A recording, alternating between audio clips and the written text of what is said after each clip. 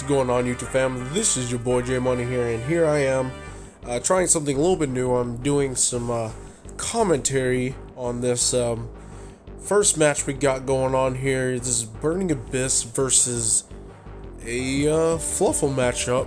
So probably this particular matchup probably hasn't been seen in a good while. So hopefully this will be a nice learning experience. So I'm pretty sure by the end of all of these matches I'm going to end up commentating and displaying. A lot of you guys are going to want this deck profile. So, well, we'll see if I'm right after, round 3 or round 4, just to see exactly what kind of crazy stuff this Burning Abyss deck can do. Especially now that Malicious is at 3, it's going to be a wild ride. So, this next couple of days will be just this Burning Abyss matchup at this tournament that we ended up playing on Saturday at the sneak peek for Chaos Impact. So, Chaos Impact as a sneak peek wasn't too terrible. I didn't really pull much of anything, I just pulled the Tinny Synchro. Meanwhile, everybody else is pulling the Granite Loyalist, the rank 2 XCs that is excellent rock support, and the Firewall Dark Fluid, which I sat there and bought the Granite and the Dark Fluid for $30. So, it's not too bad. So, as we're, clearly observing, we just now got done shuffling our decks. We're now going to end up drawing our hand and getting that dice rolled and this match underway.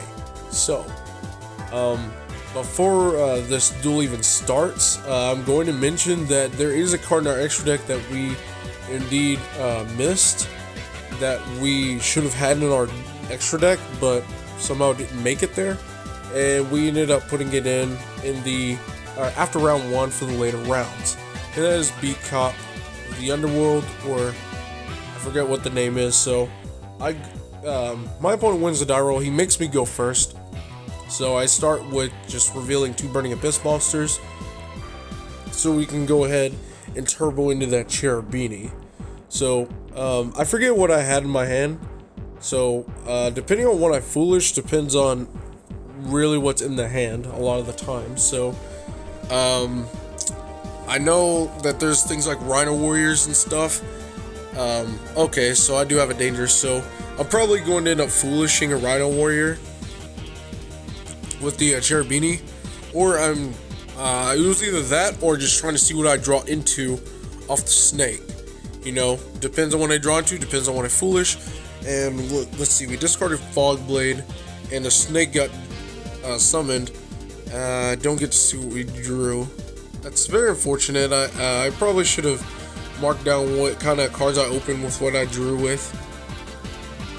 But hey, we got into a Psychic Wielder, so, it's pretty good. Pretty good. Anyway, so we got that Dante, and I think we're going to end up milling before we decide to Foolish level 3, because if we hit with Dante when we were going to Foolish, then we would just hit something else. So, right there, we automatically hit the Seer. That's pretty unfortunate. We don't really want Seer in the graveyard, but it's okay, since we have a Burning Abyss. We're just going to go ahead and trigger the Seer anyway, just so we can have the extra body. So right here, we got Limbic, and yeah, so you're going to see just a tad bit of spice, just a little bit. We are still playing according to the new list. For those of you who are wondering, we are playing by new list. So, we didn't normal summon at all. So, that's why I went ahead and normal summoned the Phantom Knights monster. So, we did all of that without normal summoning, which is pretty huge. So, anyway, so we end up getting to Curious using the Cherubini, the Limbic, and the Phantom Knight. Now, for those of you who are wondering, Cherubini is not a fiend. It is in fact a fairy type monster, so it does have different types from warrior and fiend, like the Phantom Knight and the Burning Abyss monster, so the Curious was legal. Now, my opponent was currently debating on how I could summon the Phantom Knight and the Burning Abyss not blow up, and that is because, you know, any Burning Abyss or any monster in general that's being pointed to by Cherubini cannot be destroyed by card effects, so that does protect the Burning Abyss monsters from their own destruction-based effects and their own drawbacks. So, with the Curious, we managed to mill an orchestrated Einstein's Graph, and I think another Rhino. And what we had originally set with Curious was, in fact, Orchest Harpoor. You know, so that's going to kickstart a lot of our Orchest combos. And Scarm hit the board. That hit the Scarm board via Graph. It's going to be destroyed, however, we get that search at the end phase. And we send Fable Sulcius to the graveyard, just so we don't have to really worry about drawing into it later. And in case we get into malicious later turns, let's say with Dante and things like that, so we can hard make our Beatrice. So, I guess what we got going on right here, we're just checking for grave effects, checking for anything and everything we can use before we commit to any Orcus effects, because you will be locked in dark to that point. If you can make Beatrice, you better do it before Beatrice hits the board. So I guess with that being said, there's not too much else I can do, so we do proceed to banish Harpoor to get started with our Orcus comboing. And keep in mind, when you banish, when you summon the Phantom Knights off of the trap effects, the Orcus or the Phantom Knight monsters that you do summon are banished when they leave the field. So that is exactly why Cloak just got banished. So we're making our Galatea, and from there we are using Boots, and I believe, since I have no traps in the graveyard, I think I just searched it. I think we are going to search Shade Brigandine and get the extra extender we need. So yep, there we go, we do in fact get the Brigandine, and we go in straight into our Longirsu with our Galatea. Now, the reason why we do this is because we're going to use Orchestrated Nightmare to send Symbol, so the Symbol's not going to be on the field. The great thing about what Nightmare Mermaid provided, it provided you two bodies. So yes, it did provide you Orcus combo, but what made it really, really good and very, very light and forgiving on your resources was the fact that Orcus Nightmare itself went into a Galatea, and then you summon Symbol Skeleton with Harpoor, and that symbol itself was another material to climb up into Longirsu to put Galatea in the graveyard. But now, you need an additional monster after sending with, let's say, Armageddon Knight or Curious. Yes, you can banish Harpoor to summon Nightmare or Symbol, but you need an additional monster to make Longirsu from Galatea. So you can use Symbol's effect so it can be banished, so you can either attach it with Dingirsu or shuffle it back with Galatea and attach Nightmare with Dingirsu. One of those two options. So luckily this is what Burning Abyss or Phantom Knight is very good at providing. Malicious at 3 copies definitely helps, but you know, as you can see, we didn't really get into it here. So our Dingirsu is dropped down, and we attach that Orcus Nightmare, and Galatea went ahead and set our Crescendo, because our opponent made us go first. You know, we didn't get Nibiru, so we're trying to play around Mystic Mine, just in case. And we in-phase Scarm, we searched the tour guide of the Underworld, and proceed to pass it on to our opponent. Now, he's going to end up reading these cards. Probably indicative of how often he plays against the Orcus matchup. I'm not sure, or he's probably just checking wording. I don't really recall. Alright, so where was I? Well, I ended up getting a phone call out of nowhere, which means, hold on, let me go and put on this Do Not Disturb right quick. And there we go, for an hour. Yep. Alright, cool. So he reads all my cards, and I'm pretty sure that's going to determine his next move. I do know he does end up hitting me with a raw sphere mode this game, because he did make me go first for a reason, and he's playing Fluffals. He starts with Patchwork, so at this point I don't care what else is in his hand, I just have to make sure that doesn't resolve. So whatever else is in his hand, he has it. And there's the sphere mode, and he tributes over the Orcus monsters along with the Curious, so I don't get anything back with Curious, because in order to get any card from your graveyard back to your hand, it has to be sent to the graveyard by an opponent's card effect, and Sphere Mode is a summon clause, so yeah, it completely dodges Curious's trigger condition, so I get nothing. And yeah, that's pretty unfortunate, so we're stuck with Sphere Mode. And he has 4 cards in his hand, and all I have is a defense position Dante with no Babble on the field. So I'm completely at his mercy. Now, what we got going on here, he discards his Fluffal Bear, as you probably saw on the screen. He's going straight for the Torn Vendor. Now at this point, I'm hoping and praying he doesn't have Fluffal Wings in his hand, because he would just get 2 draws plus a search. And if he gets into like a penguin or an owl or any way to summon those things, he can just get his fusions off immediately, even after he's fear moded me. So, you know, fingers are crossed here. And he draws into, yeah, he goes and he discards his chain, and he draws into his penguin. That's the one that lets you draw and like discard or something. I'm not sure. But he draws into that with Vendor, and he does use the secondary effect of Vendor to special summon it.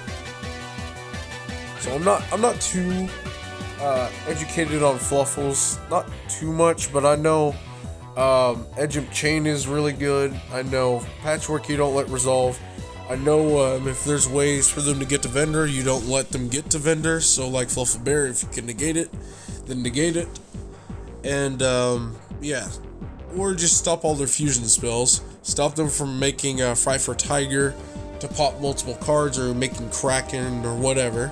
So there's like multiple ways to deal with that deck, but he cleared my interruptions, and I had to crescendo his Patchwork. There was no way I could let that resolve. So waiting here, he grabs Fright for Fusion with Chain, with the Edge of Chain. And I think I'm cutting his deck, getting ready to activate the card, and yeah. So he's using the effective Penguin now, since he already resolved his Vendor and then his Chain. And yep, there's Fluffal Owl, so he still gets into fusions. And the Owl, for those of you who don't know, when normal or special summon, you can just add a polymerization from deck to hand. I forgot what the other effect was, if it actually even had a second effect, but looking at the card from here, it looks like it's got a lot more text, so I'm assuming it does have a second effect. Yeah, so for those of you who knows what Owl's other effect is, feel free to leave it down in the comments below. And yeah, that'd be great.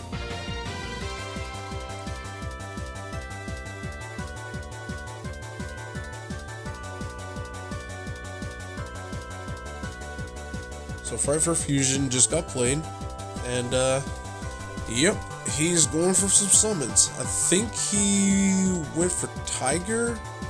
I'm not sure. Did he go for Tiger?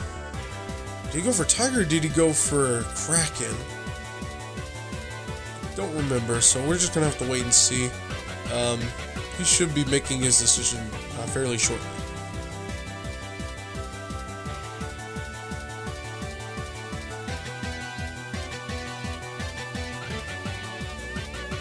Okay, so Kraken does hit the board.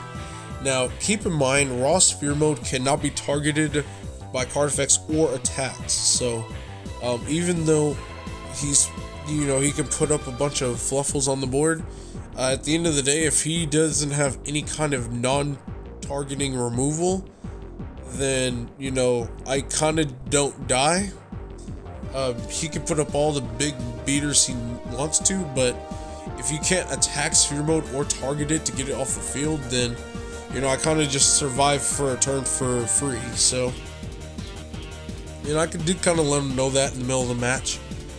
But, you know, he hasn't gotten into any Link monsters yet. I was genuinely surprised that he just kept fusion summoning and kept putting his fusions to the extra monster zone rather than just Link summoning. But Sabretooth does get back Fluffal or Frightfur monsters.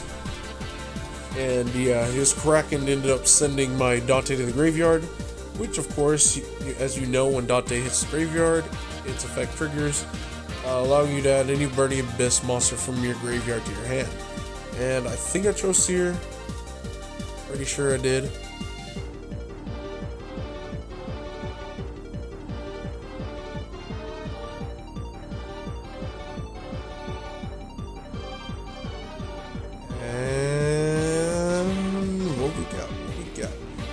Of course we got the Seer, because what else would we go for, right? We're playing Burning Abyss.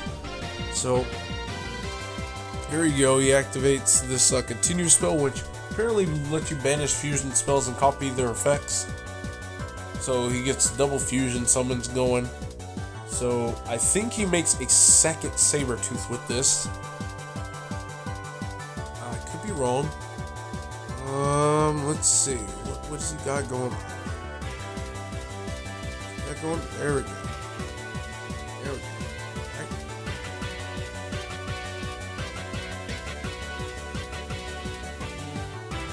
Yep.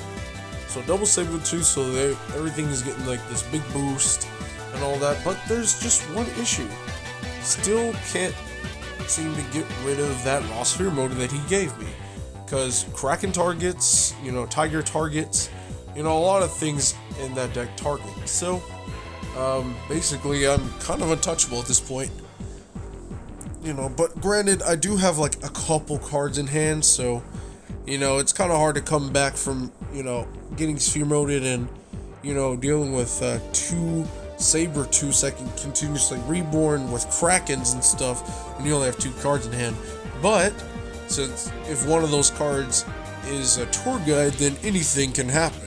Which, you know, surprise, surprise, we searched it at the end phase of our first turn, but that's gone. So, what do I go for? I don't think I even go for Rhino in this hand, or this time around. I think I probably went for... Oh, I did go for Rhino, okay. Alright. I think I already sent Fabled Solkius to the graveyard, though. So, we'll just have to wait and see. We'll see what happens. So we go in Overlay, and... Levier, oh yeah, Levier comes out, and the plan here was use Levier to summon out our Phantom Knight, right? And use any level 3 extender to make so you can have that paired with the cloak to make a rank 3, but to do that I needed to open up zones. So this is that part where I noticed Beat Cop wasn't in my extra deck, because I was going to use Levier and Raw Sphere mode for a Beat Cop and use the level 3 extender, which I think was Danger Snake and the Ancient Cloak, and to a second Dante or a Breaksword. Actually, that was what I was intending on going for, was to make Breaksword, because I did have I think I had another Boots in the graveyard, one of those two. I had like 2 of one Phantom Knight, and making Breaksword, detaching, or going for the other one that was banished would have allowed me to have 2 different names of Phantom Knights in the grave to use Breaksword's second effect when it got destroyed. But right here is where I'm looking through my extra deck and I notice Beat Cop is not there. So, you know, it forces me to make a Nightmare Phoenix, because that's the only other Link that was just in the extra deck. Now, keep in mind, this deck was very, very slapped together. I slapped it together in about 3 minutes, and had purposely pulled out Beat Cop from my bulk and all that, and for some reason it just didn't make its way to the extra deck. when I know for a fact was debating on either Beat Cop or Underclock Taker as my second Dark Link 2 that has arrows pointing down. So at the end of the day, I did choose Beat Cop. So to try and salvage this, we go and make our Nightmare Phoenix. Anyway, we don't use any of its effects or anything. We want to keep cards in hand. And I'm not wanting to proc off Vendor, and I don't know if the continue spell gets anything of value when it gets destroyed, but I didn't read it and I didn't want to chance it, and I wanted to keep cards in my hand. So here we go. We send Harp Horde to the graveyard with our Orchestrated Nightmare. We're using that said Harp to summon out our symbol, and at this point we're just like, okay, we're gonna open up some zones by making a second Galatea, but hold on. You know, looking at the situation here, you know, Sabretooth is right over there. It's right in the other extra monster zone, and Galatea's downpour pointing arrows pointing to the left, and what do you know? Ancient Cloak is kind of just sitting there just clogging it, you know, and, you know, that was just a misinput on my part. I didn't anticipate me having to do this again. I was under the assumption that I was going to make Beat Cop, but, you know, that's kind of different. You know, plans kind of changed. So we banish the symbol for Longirsu. We use the effect of Longirsu to send the Sabretooth that's in the extra monster zone. And I think we slap a second Dingirsu down on top of Galatea, as we already had set Babel to the board with Galatea the second time. So yeah, the Sabretooth got sent to the graveyard by the effect of Longirsu, and now we're slapping down our She-Orcus Dingirsu on top of our Galatea. We're also going to use its effect to send another card. We're just going to send another Sabretooth, so you know, the Kraken doesn't get the boost, making it easier to run over in battle. So, you know, as right here, I'm already calling for the effect. Second Dingirsu is successfully summoned. We're going to send the Sabretooth. Checking grave to make sure there's no other grave effects I can utilize. And I think we go battle phase, and I'm mentioning that Longirsu cannot attack the turn it uses that effect. And so, you know, Dingirsu is swinging into Kraken for some damage. You know, that's 400 damage because Kraken is sitting at 2200. And Seer swings for 16. You know, putting him down 2,000 down, which leaves him at 6,000 for my 8,000. So yeah, at this point I pass it on to him, and I believe at this point he proceeds to concede defeat. I'd have to wait a little bit. Wait for it. Does he pack his cards up? Does he pick up his cards? Yes, sir, I think so. Well, we don't know yet because the toy vendor's still there, still on board. I think he does use that effect, the toy vendor. I'm not sure. We're just gonna have to see. Okay, so he is using toy vendor. Okay. And that's game, folks. That's game 1, and I'll be right back for game 2.